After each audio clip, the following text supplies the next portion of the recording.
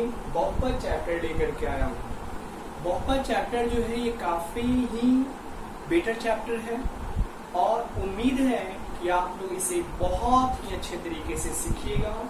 और ये बहुपद जो चैप्टर है वो 9th, 10th और कॉम्पिटिटिव व्यू के लिए भी बहुत अच्छा चैप्टर है। तो एक चीज ध्यान रखिएगा, जो भी हम बातें आप लोगों के सामने प्रस्तुत करते हैं, जो भी आप लोग के सामने बोलते हैं, उससे ऑब्जेक्टिव क्वेश्चन जो है आसानी से निकल जाता है। तो एक बात ध्यान रखना कि जितने भी थ्योरी जो आप लोग का मौखिक चलता है ना, जो मेरे थ्रू मौखिक रूप से आप लोग के पास पहुंचता है, उसे आप लोग नोट्स में डायरी मेंटेन जरूर किया कीजिए, ठीक है। तो आज मैं आप लोगों के लिए फिर से मैथ में कौन सा चैप्टर लेके आया हूँ, बहुपद चैप्टर लेकर के आया हूँ। अब एक चीज ध्यान रखिए, ये बहुपद चैप्टर है और ये 9th और 10th और कंपैरिजन व्यू के लिए भी मोर एप्रोप्रिएट चैप्टर है, बहुत ही ज्यादा, ठीक है। इम्प्रूवमेंट आप लोगों को बहुपद में करना है और मैथ में जो आप लोगों को डर लगता है उस डर को क्या करना है, बिल्कुल खत्म करना है। मैथ में डरने की बात ही नहीं है, मैथ में बस क्या है, आपको थ्योरेटिकल नॉलेज होने के साथ साथ आप लोग उसके बाद मेंटलिटी अर्थात माइंड लगाया कीजिए, ठीक। तो सबसे पहले बहुपद बताने से पहले हम आप लोगों के सामने चर है ना, राशि के बारे में बताते हैं कि चर किसे कहते हैं। अर्थात चर को इंग्लिश में कहा जाता है वेरिएबल। चर को क्या कहा था इंग्लिश में, वेरिएबल। चर राशि किसे कहते हैं, तो ध्यान रखिएगा, बहुत ऐसे शब्द होते हैं जिसका हम लोग क्या करते हैं, वैल्यू जो है वो हमें ज्ञात नहीं होता है, एग्जैक्ट वैल्यू, ठीक है। जैसे हम लोग बोल सकते हैं कि ABCD के जितने भी अक्षर हैं, ABCD के जितने भी अक्षर हैं वे सभी क्या कहते हैं, चर राशि कहे जाते हैं, ठीक है। ABCD का जितना भी अक्षर होता है उसे क्या कहते हैं, चर राशि कहते हैं, ठीक है। अर्थात हम लोग एग्जाम्पल बोल सकते हैं, ठीक है, क्या कि X हो गया, A हो गया, B हो गया, C हो गया, ये सब क्या है, ये सभी क्या है, ये सभी कौन से राशि हैं, चर राशि है। कौन से राशि है ये, चर राशि, ठीक। तो कोई अगर आपसे पूछे यार चर राशि किसे कहते हैं, तो ABCD के जितने भी अक्षर होते हैं, है ना, वर्ड होते हैं, वो सभी वर्ड को क्या कहते हैं, चर राशि, वेरिएबल कहते हैं। अब आगे बात करते हैं नोट, ध्यान रखिएगा, यदि चर राशि के साथ, चर राशि के साथ, यदि चर राशि के साथ यदि कोई संख्या,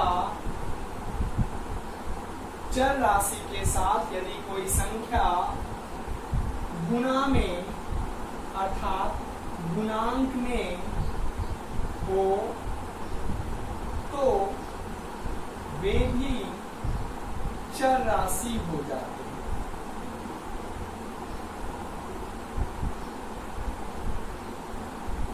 वे भी क्या हो जाते हैं, चर राशि हो जाते हैं। मेरे पास जगह नहीं था, लेकिन हमारी बातों पर थोड़ा ध्यान दीजिएगा।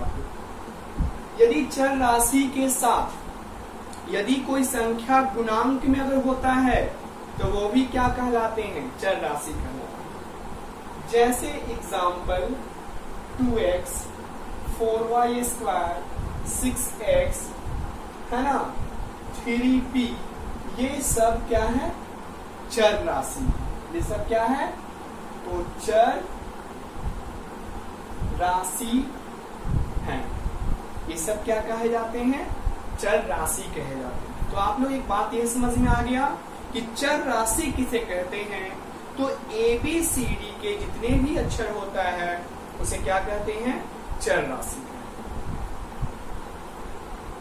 एक चीज ध्यान दीजिएगा, और सर कैसे वैल्यू बदलता है?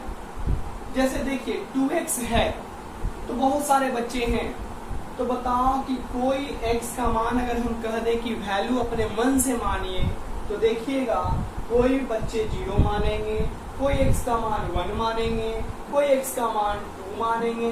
इस तरीके से x का मान क्या होता है? फिक्स नहीं होता है। अर्थात दूसरा डिफिनीशन हमारा चर राशि का क्या निकल करके सामने आता है कि वैसा राशि जिसका मान सदैव क्या होता है? बदलता रहता है, वेरिएबल होता रहता है, उसे क्या कहेंगे? चर राशि कहेंगे। ठीक है, चलिए आगे देखते हैं। चर राशि समझ में आया कि चर राशि क्या है? तो ABCD के जितने भी अक्षर हैं उसे क्या कहते हैं? चर राशि कहते हैं। अब हम बात करते हैं, किसका बात करते हैं? अचर के बारे में बात करते हैं। किसकी बात करते हैं? अचर क्या होता है? अचर का मतलब होता है कि वैसा राशि जिसका मान कभी ना बदले। ठीक है, कभी भी जो है ना वो नहीं बदले। अचर को इंग्लिश में कहते हैं कांस्टेंट। अचर को इंग्लिश में क्या कहते हैं? कांस्टेंट कहते हैं। अब देखिए, अर्थात हम इसका डिफिनीशन बोल सकते हैं क्या? कि जिस राशि का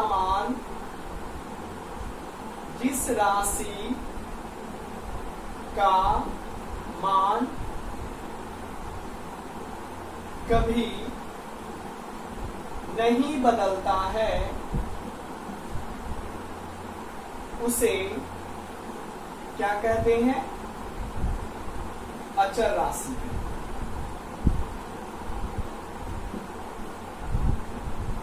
ठीक है, जिस राशि का मान कभी नहीं बदलता है उसे क्या कहते हैं?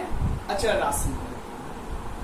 अब एग्जाम्पल देखिएगा, क्या भाई? तो गिनती गिनने वाली जो भी संख्याएं होती है ना, गिनती गिनने वाली जो भी संख्याएं होती है वो निगेटिव से लेकर के पॉजिटिव तक, वो सब क्या है? अचर राशि है। हाँ, इसको एकदम, चर और अचर में बहुत ज्यादा कंफ्यूजन होता है बच्चे को। वेरिएबल और कांस्टेंट में बहुत ज्यादा क्वेश्चन प्रॉब्लम होती है, इसीलिए आप लोग क्या करते हैं, पहले चर के बारे में हमने बताया, उसके बाद अचर के बारे में बताया। तो याद रखिए कि अचर राशि क्या है? तो जिस राशि का मान क्या होता है? कभी न बदले। जैसे बचपन में हम पढ़े थे, 1 का 1, 2 ए 2, 3 ए 3, 4 ए 4, 5 ए 5। ठीक, अभी पढ़ रहे हैं क्या? 1 1 जा 1, 1 2 जा 2, 1 3 जा 3, 1 4 जा 4, 1 5 जा 5। मतलब रूपांतरण हो रहा है लेकिन शब्द का अर्थ नहीं बदल रहा है। दैट मीन्स हम पहले भी वही पढ़े थे, 1 2 3 4 ही पढ़े थे। आज भी हम लोग 1 को 1 ही कहते हैं, आने वाले समय में भी, फ्यूचर में भी हम 1 को 1 ही कहेंगे, उसमें कोई चेंजिंग नहीं होगा। ठीक है, तो अचर राशि में क्या होता है? जिस राशि का मान कभी न बदलता है उसे क्या कहते हैं? अचर राशि कहते हैं। नोट में यह भी लिख सकते हैं क्या? तो धनात्मक है ना, धनात्मक से, या फिर बेटर रहेगा ऋणात्मक से धनात्मक, ज्यादा मोर एप्रोप्रिएट कहा जाएगा। ऋणात्मक से धनात्मक तक की सभी संख्याएं, है ना, सभी संख्याएं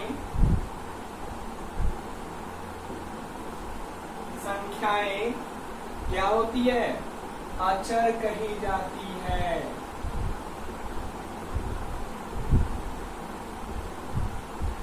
क्या कही जाती है? अचर कही जाती है। तो ध्यान रखिएगा, ऋणात्मक से धनात्मक तक, ठीक है, ऋणात्मक से धनात्मक तक जो भी संख्याएं होती है वो क्या कही जाती है? अचर राशि कही जाती है। चर राशि क्या है? ABCD के जितने भी अक्षर होते हैं, अर्थात जिस राशि का मान सदैव बदले, है ना, जिस राशि का मान सदैव बदलता हो उसे कहते हैं चर राशि, और जिस राशि का मान कभी ना बदले उसे कहते हैं क्या? अचर राशि। अब देखिए, चर अचर तो क्लियर हो गया आपका, ठीक है, नोट कर लीजिए।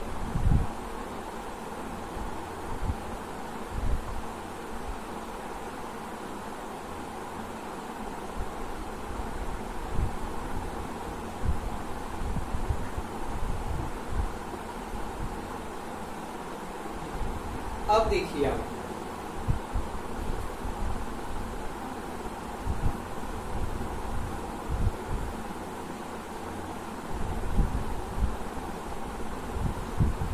ध्यान दीजिएगा, बहुत ही इंपॉर्टेंट चैप्टर है, और आप लोग चैनल को सब्सक्राइब और लाइक करना ना भूलिए।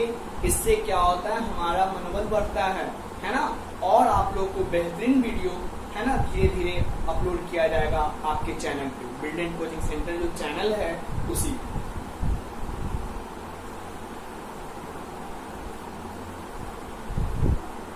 चलिए आगे, अब बात करते हैं बहुपद। तो बहुपद का डिफिनेशन क्या निकल करके सामने आया? तो बहुपद का डिफिनेशन यही, चर और अचर पद के मिलने से जिस पद का निर्माण होता है उसे बहुपद कहते हैं। ठीक है, चर और अचर राशि के पद से, है ना, चर और अचर पद के मिलने से जिस पद का निर्माण होता है उसे क्या कहते हैं? बहुपद कहते हैं। जैसे देखिएगा, नोट, बहुपद का जो फॉर्म होता है वो किस फॉर्म में होता है? तो बहुपद का फॉर्म जो होता है ax के पावर, है ना, n प्लस bx, ठीक है, bx के पावर n माइनस 1, cx के पावर n माइनस 2, इस तरीके का फॉर्म होता है। एक चीज ध्यान रखना, नोट क्या, तो बहुपद में अगर रूट हो जाए या बटा हो जाए, जैसे कहने का मतलब x प्लस 1/x, ये बहुपद नहीं होगा। और क्या हो सकता है, मे बी तो 1/x प्लस 1 बहुपद नहीं हो सकता है। और √3 बटा, है ना, x² प्लस 8 और आपका √x प्लस 3, ये सभी बहुपद नहीं होंगे। हाँ, एकदम इम्पोर्टेंट। ठीक है, कैसे देखिए, जैसे देखो, कोई भी अगर बटा में टर्म आ जाए, x अगर बटा में हो जाए तो बहुपद नहीं होगा। अगर एक से ध्यान देना, अगर 1/x प्लस 1 हो जाए, मतलब x बटा के फॉर्म में 1 का 2/x प्लस 2 हो जाए, 3/x प्लस 4 हो जाए, ऐसा नंबर्स पोलिनोमियल्स नहीं होगा। रूट में अगर नंबर्स रहेंगे तब आपका रूट में ऊपर से बटा में, मतलब कह सकते हैं सीधे हम लोग यही डिफिनेशन बता सकते हैं कि कोई भी टर्म अगर हमको रूट में दिखाई दे या बटा में दिखाई दे, कौन सा टर्म?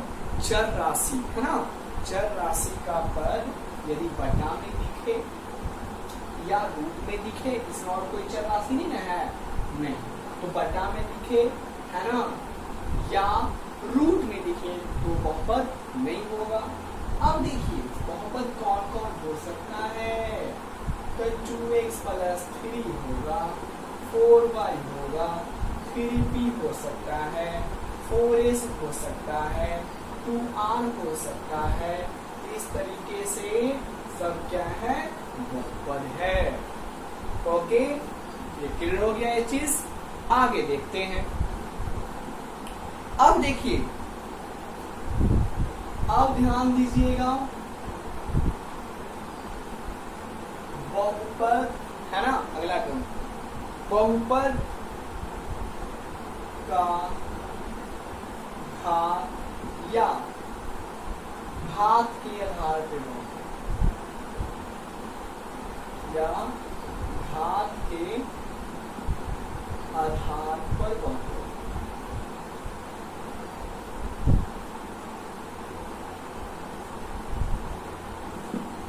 ध्यान दीजिए, घात के आधार पर बहुपद कैसे हो, इसको इंग्लिश में क्या कहते हैं, इसको इंग्लिश में कहते हैं डिग्री ऑफ पॉलिनोमियल। क्या कहा जाता है, डिग्री ऑफ पॉलिनोमियल। ठीक है, अब देखिएगा ऑफ ए ज्यादा बेटर है, ऑफ ए पॉलिनोमियल सही है। अब हम लोग आते हैं फर्स्ट, रैखिक बहुपद।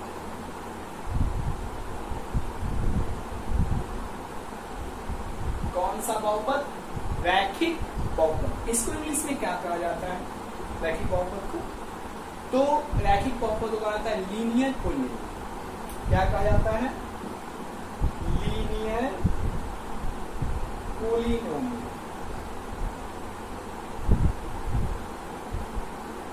अब देखिए रैखिक बहुपद का मतलब क्या है,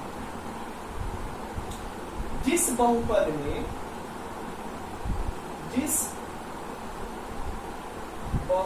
में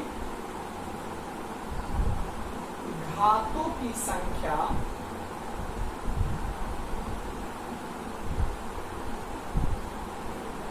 जगह हमारे पास ये मिल रहा है, घातों की संख्या एक हो, उसे रैखिक बहुपद, उसे क्या कहते हैं, रैखिक बहुपद कहते हैं।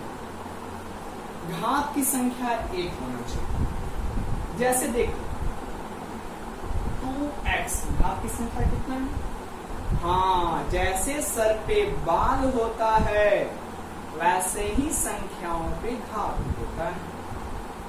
अगर सर पे बाल नहीं है अर्थात संख्याओं पर कुछ नहीं है, उसका घात क्या है, एक है। तो ध्यान दीजिएगा 4p + 2, 3x, 4r, सबका घात कितना दिख रहा है, एक दिख रहा है, 1 दिख रहा है। तो जिस बहुपद में घातों की संख्या क्या होगा, एक होगा, है ना, उसे क्या कहेंगे, रैखिक बहुपद कहेंगे। एक चीज ध्यान रखिएगा, रैखिक बहुपद का, रैखिक बहुपद का व्यापक रूप, व्यापक रूप जो होता है, व्यापक का मतलब बड़ा, x + b होता है। बहुपद में बराबर में 0 नहीं होगा, ध्यान रखना। समीकरण अगर रहता तो बराबर में 0 दे देते हैं, लेकिन बहुपद था इसलिए बराबर में 0 नहीं होगा। नोट कीजिए इसको।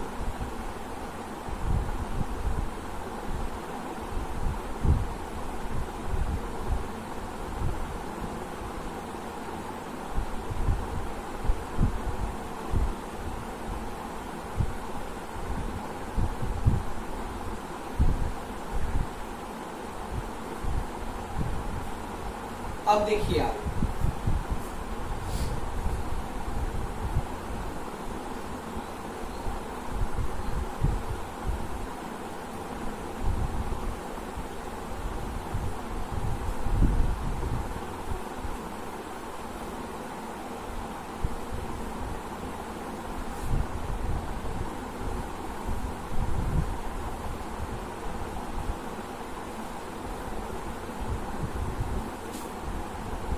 अब देखिए इसमें बी नंबर पे है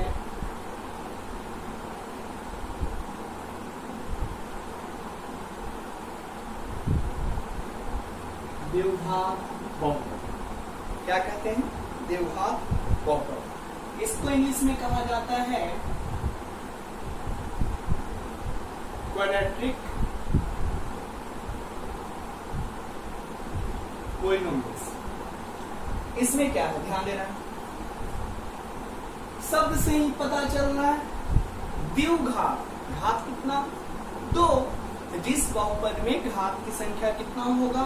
2 होगा, उसे क्या कहेंगे? द्विघात कहेंगे। तो इसका डेफिनेशन क्या बनेगा? जिस बहुपद है ना, जिस बहुपद में घातों की संख्या 2 हो उसे द्विघात बहुपद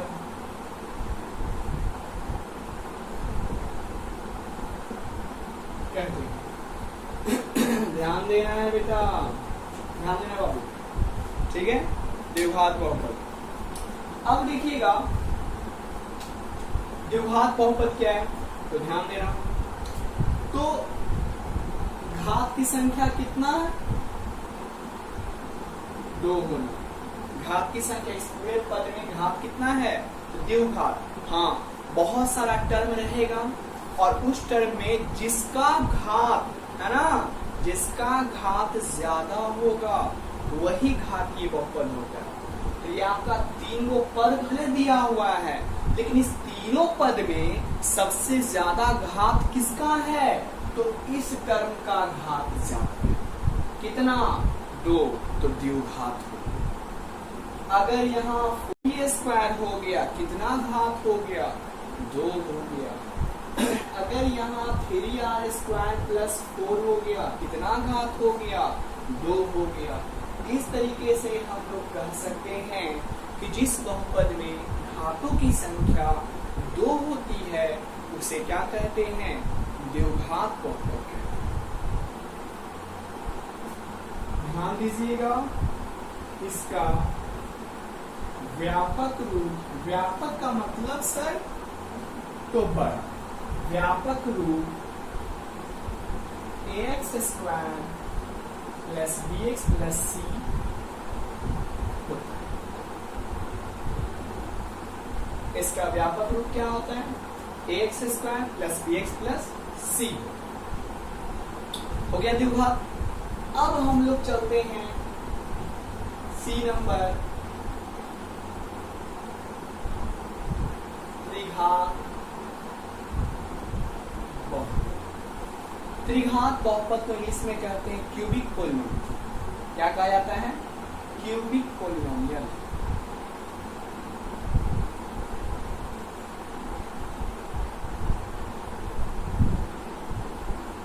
क्यूबिक पॉलिनोमियल। तो बस द्विघात क्या था? 2 घात है ना, जिसका 2 घात होगा द्विघात। तो त्रिघात में क्या हो जाएगा? तो वही सेम, क्या डेफिनेशन? बस घात की संख्या बढ़ जाएगा। तो जिस बहुपद है ना, जिस बहुपद में घातों की संख्या, जिस बहुपद में घातों की संख्या 3 हो उसे द्विघात बहुपद कहते हैं। इसे क्या कहते हैं? त्रिघात बहुपद। जैसे एक्सप्लेनेशन इसका 2x की पावर 3, 4 की power 3, 6x3 plus 2x plus 4, हाँ जी हो सकता है 4p की पावर 3, 3s के पावर 3, इस तरीके से घात की संख्या कितना होगा 3 होना चाहिए। ठीक, एक चीज और, इसका व्यापक रूप जो होता है ax cube bx square cx plus d, इससे ज्यादा बड़ा रूप नहीं लिखा जा सकता। जैसे अगर बड़ा रूप का लिखने की बात अगर कर लें तो देखो 2x की power 3, 4x square minus x plus 3, इसके ऊपर लिखा है। ठीक, त्रिघात बहुपद में घातों की संख्या आती है, रैखिक बहुपद में घातों की संख्या मतलब घात के आधार पे जो बहुपद होते हैं वो 3 प्रकार के होते हैं। एक घातीय बहुपद जिसको रैखिक बहुपद कहते हैं, द्विघातीय बहुपद जिसकी घात की संख्या 2 होगा, त्रिघातीय बहुपद जिसका घात की संख्या 3 होगा। एक नोट जो है आप लोग लिख लीजिएगा,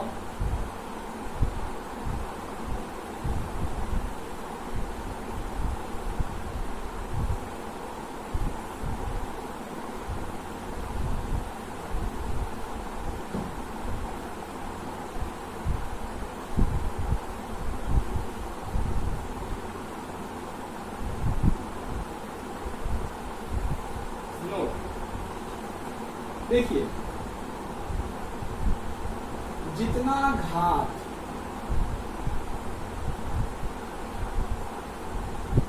उतना शून्य होता है, जितना घात उतना शून्य होता है। अब अगर आपसे कोई पूछ दिया जाए रैखिक बहुपद का शून्य कितना होगा 1, द्विघातीय बहुपद का शून्य कितना होगा 2, त्रिघातीय बहुपद का शून्य कितना होगा 3, चतुर्थ घात है ना का शून्य क्या होगा 4, जितना घात उतना शून्य। ओके, अब आते हैं पद के आधार पे बहुपद। पद के आधार पर बहुपद,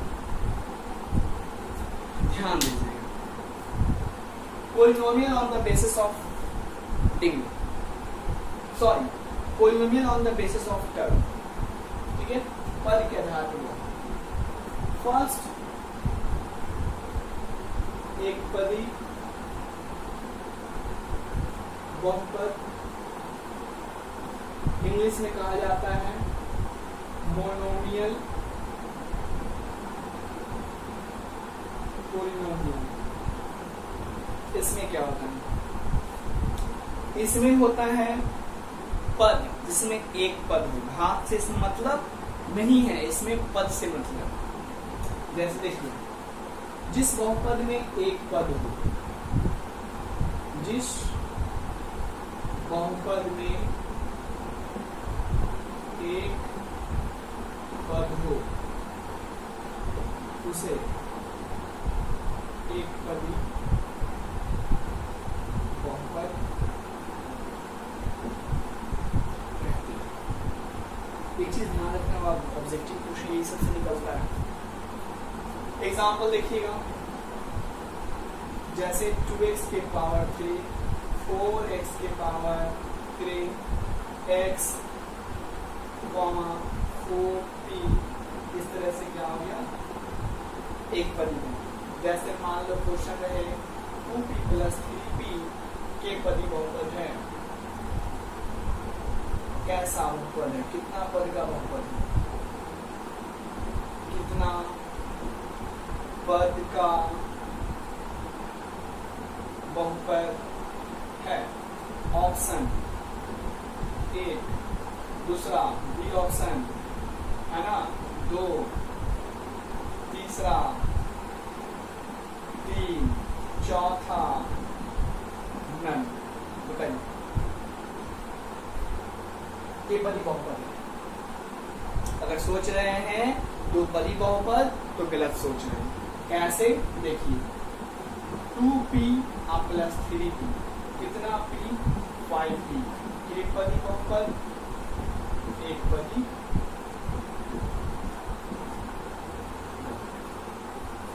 क्लियर? आया समझ में? 2p प्लस 3p कितना पद का बहुपद है? एक पद, दो पद, तीन पदी, है ना? या नन? आंसर क्या था? एक पदी बहुपद। ऑब्जेक्टिव में क्या सही होगा? ए नंबर आपका सही। क्लियर? ठीक, तो आगे चलते हैं। ओके,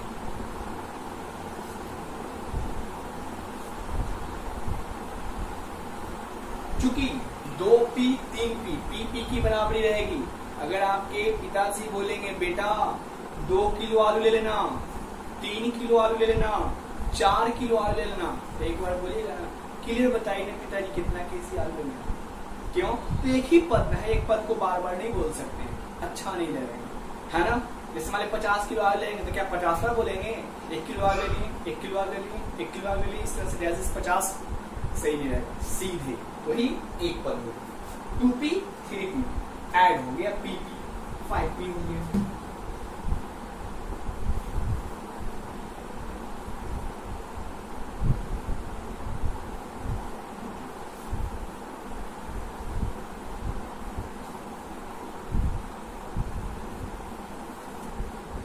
चलिए आगे देखते हैं। अब आते हैं द्विपदी बहुपद में। बी नंबर, द्विपदी बहुपद इंग्लिश में कहते हैं बाइनोमियल पोलिनोमियल। ठीक है, बाइनोमियल पोलिनोमियल। अब ध्यान रखना है इसमें बाइनोमियल पोलिनोमियल में क्या प्रॉब्लम है। देखिए ये सब क्वेश्चन देखिए होता क्या है ना कि अब थियोरेटिकल क्वेश्चन आ रहे हैं।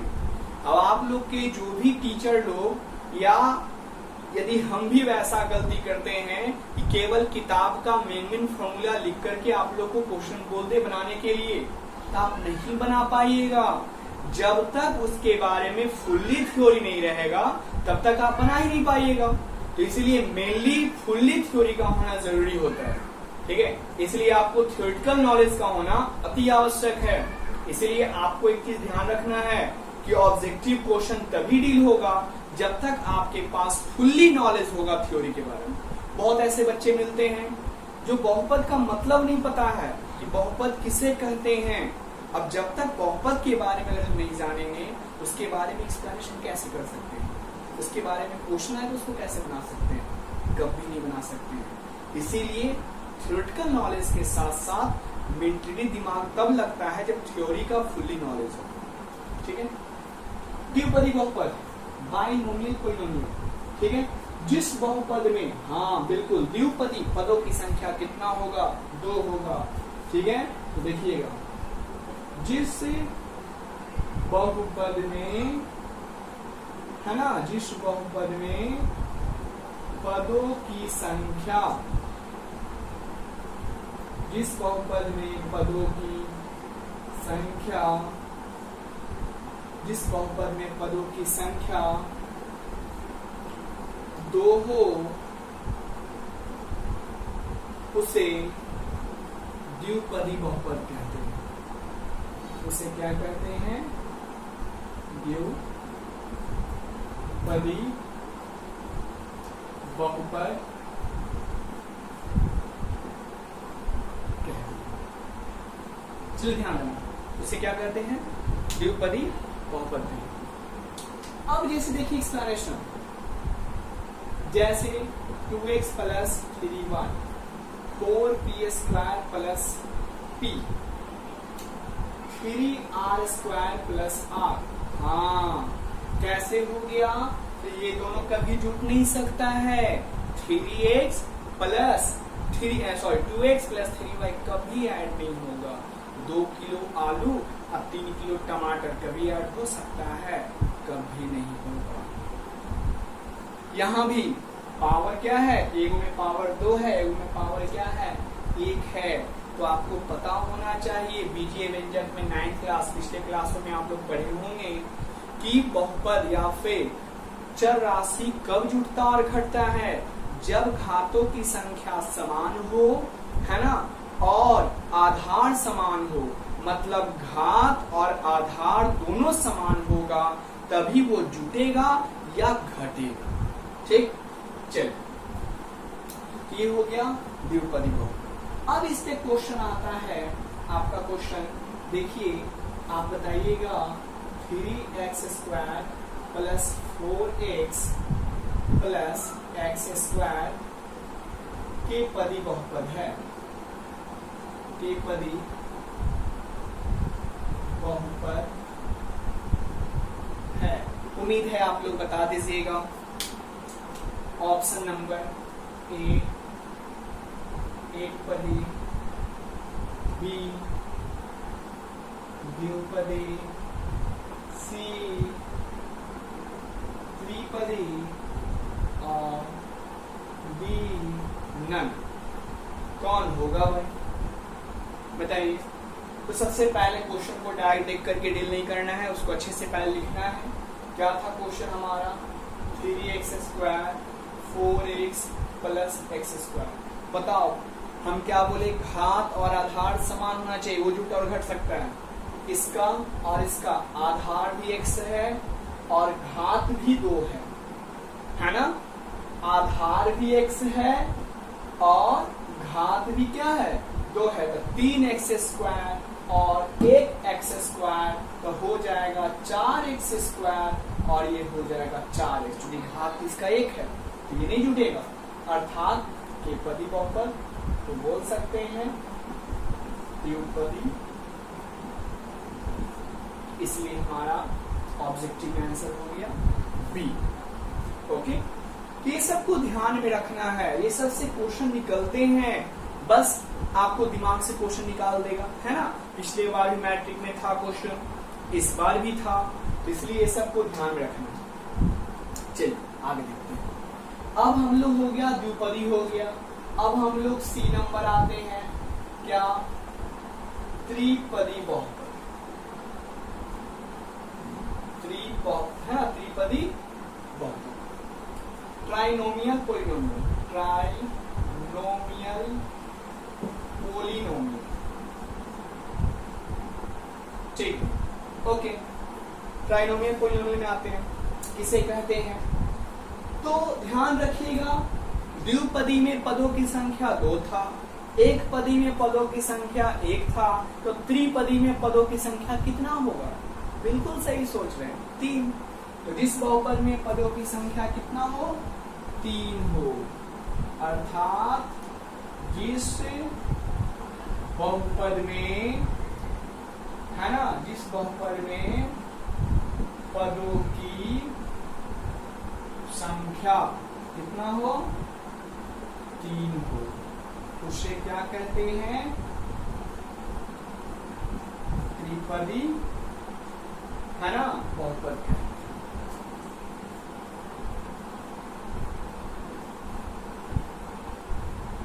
उसे क्या कहते हैं? त्रिपदी बहुपद। जैसे देखिए example, x plus y plus z कभी नहीं जुटेगा, p minus q minus r कभी नहीं घटेगा।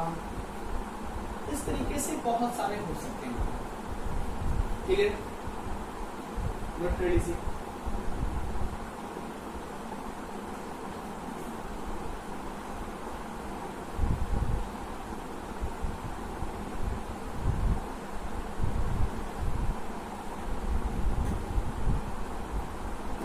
अब देखिए,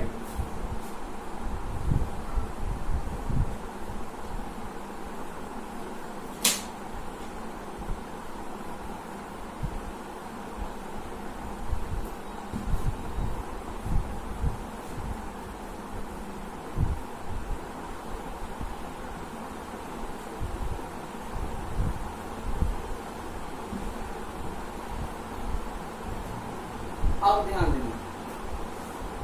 तो इस तरीके से हम लोग को क्वेश्चन रहेगा, डिराइव करेंगे, सोचेंगे, एनालिसिस करेंगे और तब पता लगाएंगे कि एक पदी है कि द्विपदी है कि त्रिपदी है।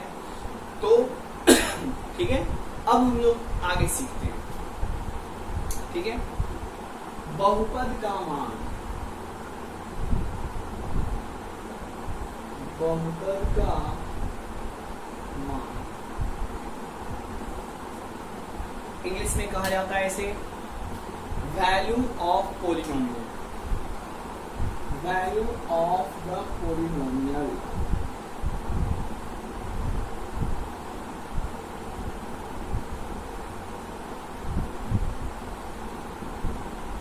ध्यान दीजिएगा, डिफिनीशन इधर देते हैं, एक्सप्लेनेशन उसके बाद उधर लिख देंगे डिफिनीशन। इससे क्या होगा, आप लोग एनालिसिस कर सकते हो कि डिफिनीशन को रटना नहीं है, आपको क्या करना है, सीखना है।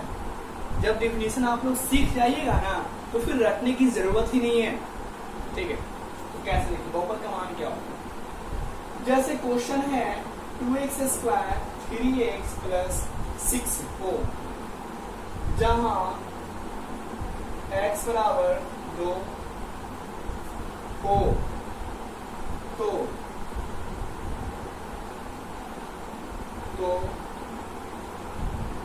px का मान बताएं या बहुपद का ही मान बताएं, हो सकता है, ठीक। अब देखिए एक चीज, जब बहुपद, इसका डेफिनेशन देखिए कैसे बनता है, ठीक है। जब बहुपद दिया रहता है, जब बहुपद दिया रहता है और चर राशि का मान यदि कोई संख्या दिया रहे, डेफिनेशन बता रहे हैं कैसे बनता है। जब बहुपद दिया रहता है और चर राशि का मान यदि कोई संख्या दिया रहे और इसका मान, मतलब चर राशि का मान जो संख्या दिया रहता है उसका मान बहुपद में रखने पर जो मान हमें प्राप्त होता है उसे बहुपद का मान कहते हैं। जैसे 2 गुना यहाँ x का स्क्वायर है और x की जगह पे क्या लेना है, 2 लेना है। जहां जहां x है वहां वहां 2 बैठा, 2 का स्क्वायर माइनस 3 इंटू 2 प्लस 6 क्या हो जाएगा, 2 इंटू 4 माइनस 6 हो जाएगा, प्लस 6 हो गया, 4 8 माइनस 6 प्लस 6, ये दोनों तो खत्म हो गया, बराबर वैल्यू क्या आ गया, 8 आ गया। इसीलिए x बराबर 8 का जब यहाँ पर 2 बैठ गया तब वैल्यू क्या आ गया, 8 आ गया। इसी का डिफिनेशन क्या बन गया, यही बन गया, जब बहुपद दिया रहता है ना, जब बहुपद दिया रहता है और चर राशि का मान यदि संख्या दिया रहे और उसे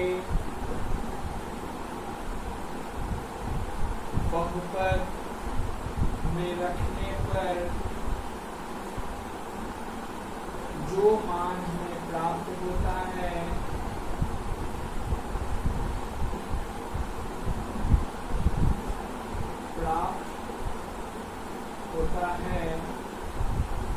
उसे ही बहुपद का मान कहते हैं।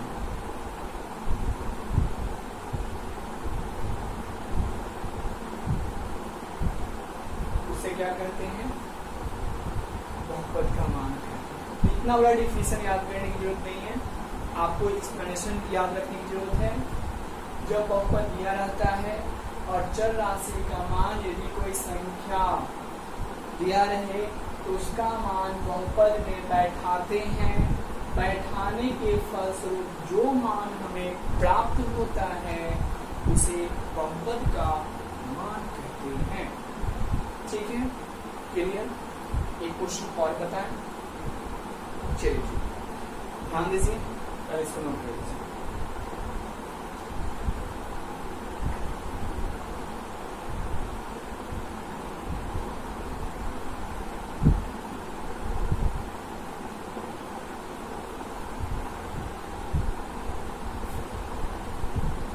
अब देखिए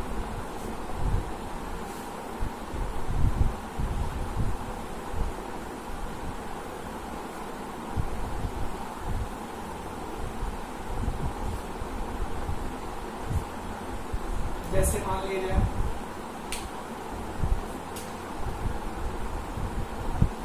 2r² माइनस 3r माइनस 6 जहाँ r बराबर -3, क्योंकि माइनस बहुत प्रॉब्लम क्रिएट करता है।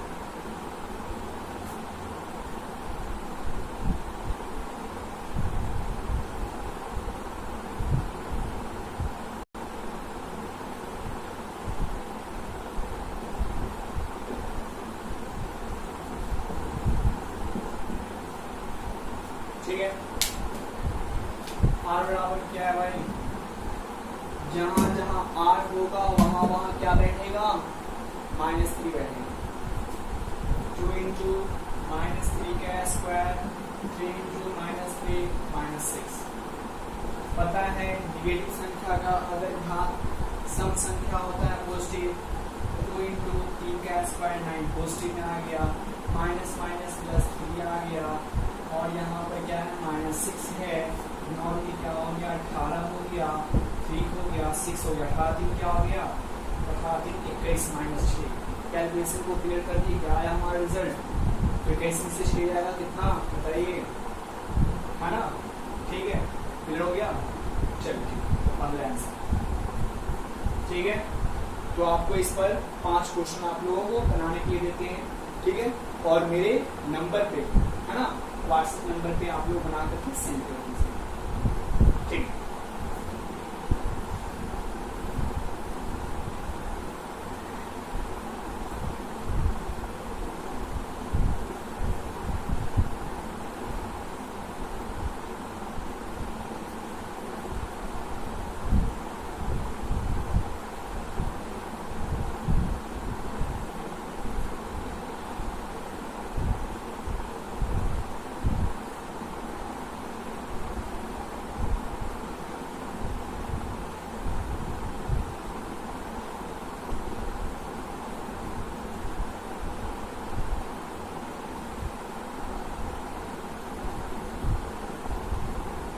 क्वेश्चन है निम्नलिखित बहुपदों में बहुपद का मान ज्ञात करें। First 2r² minus 3r minus 11 जहां r बराबर -1 है,